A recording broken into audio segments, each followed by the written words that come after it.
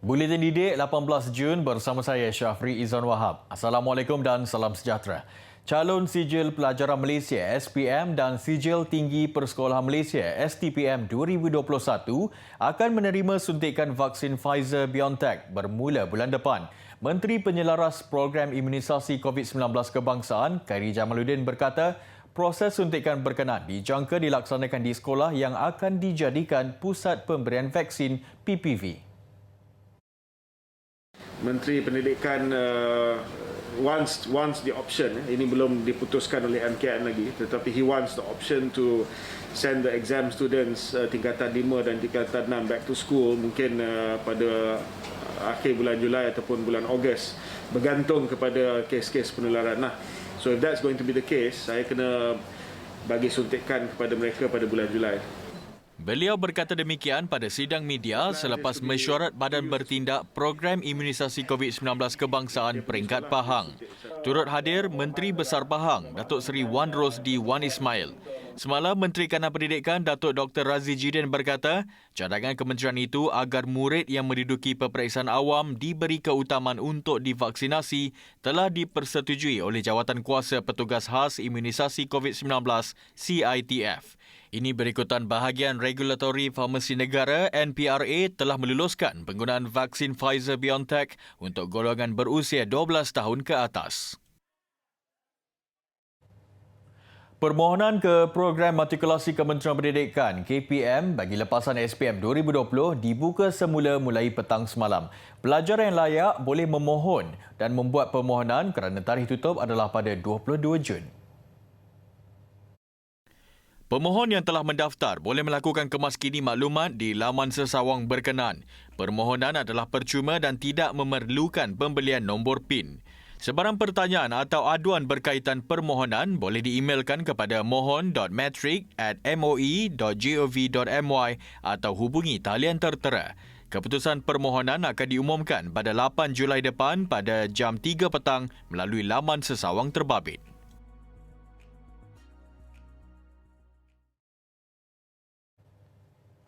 Tanpa pengorbanan guru yang mendidik, pencapaian cemerlang tidak mungkin menjadi kenyataan. Itu yang diluahkan 3 calon sijil tinggi agama Malaysia STAM 2020 setelah memperoleh pangkat mumtaz dalam keputusan peperiksaan itu yang diumumkan semalam. Mereka ialah pelajar dari Mahat At-Tarbiyah Al-Islamiyah Matri di Tanjung Berseri dekat Padang Besar, Perlis. Biarpun semakan keputusan itu boleh dilakukan secara online, namun majlis pengumumannya tetap dilakukan secara langsung menerusi aplikasi StreamYard Live dan diikuti oleh semua pelajar yang kebanyakannya dari luar negeri Perlis. Mereka yang berjaya mendapat grade mumtaz berkata, rahsia kejayaan terbesar adalah menjaga hubungan dengan Allah dan memberi tumpuan pada subjek yang lemah. Pertama sekali, yang paling pentinglah kena dari segi hubungan hati dengan Allah SWT. Itu memang tak ada soalan, itu yang pertama sekali. Lepas tu dari segi teknikalnya kita kena tahu apa yang kita lemah dan kita fokus apa yang kita lemah. Bila nak study, sebelum study tu make sure kita baca Quran dulu sebelum study. Contoh macam kalau kita bangun pagi untuk buat revision, baca dulu Quran, at least satu muka surat sebelum kita study lah, supaya dari segi bacaan tu, bila kita baca moga-moga ilmu yang kita dapat tu Allah berkatilah. Walaupun masih menunggu keputusan dari universiti tempatan, namun mereka masih mendambakan peluang untuk melanjutkan pelajaran ke luar negara. Kalau nak kata sambung belajar tu, masih dalam ni lah perbincangan lah kan. Hajat tu nak ada yang nak keluar negara juga, sebab ada kakak dekat Mesir kan, kalau boleh nak sambung terus kat sana lah, insyaAllah. Tapi semata izin Allah lah. Menurut pengetuanya, Ustaz Abdul Hadi Osman, seramai 23 calon dari sekolah itu mendaftar untuk STAM 2020. Bagaimanapun hanya 17 calon berjaya mendudukinya akibat kekangan pandemik COVID-19. Daripada jumlah itu, 14 calon berjaya lulus, manakala 3 lagi gagal. Dalam nada sedih dan linangan air mata, Ustaz Abdul Hadi yang pernah dianugerahkan tokoh guru peringkat negeri amat mengharapkan agar anak didiknya dapat memperlihatkan akhlak yang mulia dan mengerjakan sesuatu dengan hanya mendapatkan keredaan Allah. Jadi kami, Ustaz bagi pihak Menteri, Sekolah Menteri mengucapkan tahniah lagi sekali kepada anti, mudah-mudahan berjaya untuk menyambut pelajaran. Kami nakkannya kelak menjadi rijal atau menjadi orang yang boleh menyampaikan balik ajaran agama ini kepada masyarakat, insya-Allah. Kepada mak ayah, terima kasih kerana sudi menghantar mereka ke sekolah ini yang dalam kampung. Wallahualam. Untuk rekod, pada 1991, Matri pernah dianugerahkan sebagai sekolah yang memperoleh keputusan Sijil Tinggi Persekolahan Malaysia STPM terbaik seluruh negara.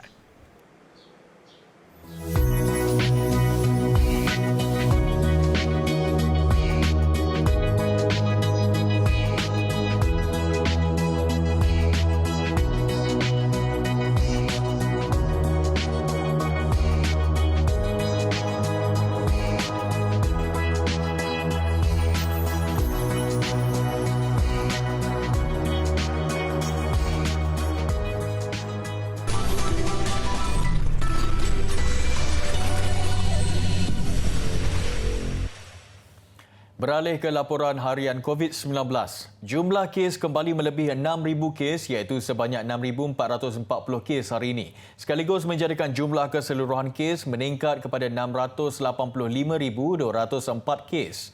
Ketua Pengarah Kesihatan Tan Sri Dr. Nur Hisham dalam kenyataannya berkata, Selangor kekal mencatatkan kes harian tertinggi dengan 2,095 kes. Diikuti Negeri Sembilan 870, Kuala Lumpur 816 dan Johor 592. 74 kematian hari ini menjadikan jumlah kumulatif kematian kepada 4,276. Kes sembuh pula 6,861, manakala jumlah yang dirawat di unit rawatan rapi 894 dan yang memerlukan bantuan pernafasan adalah 451. Rakyat diharap agar kekal bersemangat dan terus berjuang dalam mengharungi cabaran pandemik COVID-19 ketika ini. Perdana Menteri Tan Sri Muhyiddin Yassin berkata kerajaan akan terus melakukan apa yang termampu bagi membantu rakyat yang terkesan serta mengeluarkan negara daripada kemelut itu. Jangan kita rasa lemah semangat.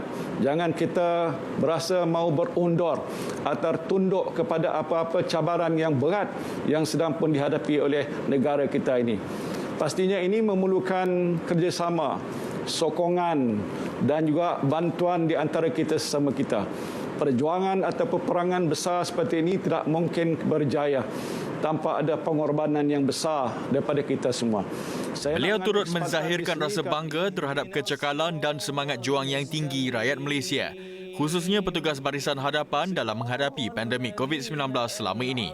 Tan Sri Muhyiddin berkata demikian dalam program Mega Pusat Kuarantin dan Rawatan COVID-19 Berisiko Rendah PKRC berselawat bersama Perdana Menteri dan rakyat Malaysia siang tadi.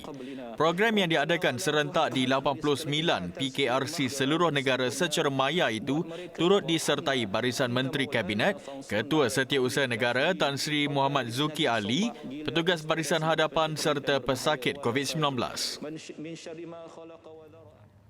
Bahasa Melayu berkembang dengan meluas di rantau Asia Tenggara melalui proses migrasi yang berlaku.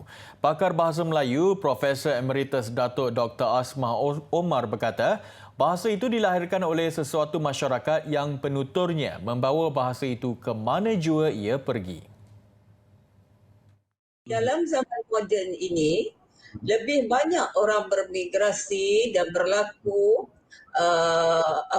keadaan-keadaan sosiopolitik tertentu di dunia yang membuat orang berpindah dari negara ke negara, melangkah lautan, melangkah gunung dan sebagainya. Dulu kalau orang pergi ke tempat-tempat lain, itu kerana mereka hendak mencari makan. Tapi kalau kita lihat keadaan sekarang, tidak ada negara di dunia yang tidak ada orang lain dari negara lain yang bermestautin di dalamnya.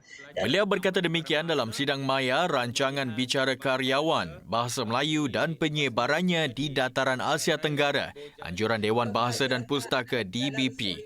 Tambah Profesor Emeritus Dato' Dr. Asmah, maju dan surutnya perkembangan bahasa Melayu itu dalam sesuatu komuniti, tanggungjawab semua pihak. Ilmu pengetahuan ni tidak ada tuntasnya. Jadi kita harus perhatikan. Bagi saya, setiap kali saya lihat sesuatu, macam dulu waktu duduk sekolah dulu, taklah kita kira nak dapat periksa, dapat A semua kan. Lepas tu jadi kita kena buka mata sikit. Itu saya selalu kata kat student saya, kalau dia orang balik ke Kelantan, Terengganu, tengok. Kerana bagi saya, tiap-tiap perkataan itu ada sejarahnya. Justru, orang ramai katanya harus memikul tanggungjawab memartabatkan bahasa yang dipertuturkan agar bahasa Melayu terus kekal menjadi pilihan masyarakat dunia.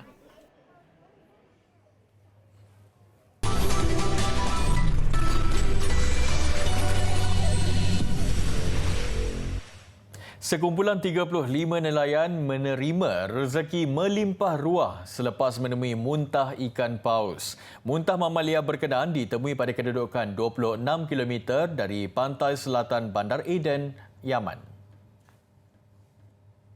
Ia dijual pada harga $1.5 juta atau kira-kira 6.2 juta ringgit kepada seorang ahli perniagaan yang berpangkalan di Emirat Arab Bersatu UAE.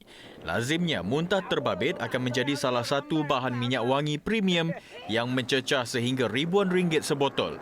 Wang itu kemudian disalurkan kepada penduduk miskin di kawasan kejiranan, sementara bakinya dibahagikan sama rata bersama 35 nelayan.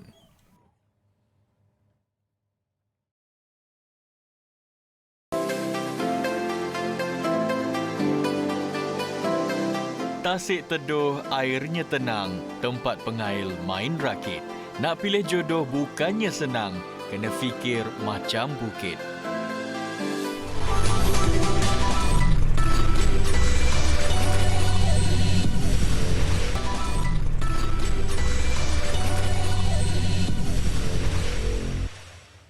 Pelumba Supermoto Negara Khairul Amirin Yahya atau Rin akan menjalani pembedahan pada Isnin depan untuk merawat kecederaan patah tulang pelvis kanan. Ia susulan kemalangan ngeri yang berlaku pada sesi terakhir latihan bebas kejuaraan Supermoto Spanyol di Litar Albaida Jumaat lalu. Dan ketika ini, Rin sedang menjalani rawatan di Hospital 9 Oktober, Valencia. Mengimbas semula insiden yang berlaku pada Jumaat lalu, Rin ketika itu sedang berusaha untuk mencatat masa sepusingan terpantas. Namun, Rin hilang kawalan dan terbabas. Kecederaan tambah parah apabila belakangnya dihempap oleh jenteranya. Susulan kemalangan ngeri itu, Rin mengalami patah tulang pelvis kanan sekaligus terpaksa berehat selama 3 ke 4 bulan untuk proses rehabilitasi.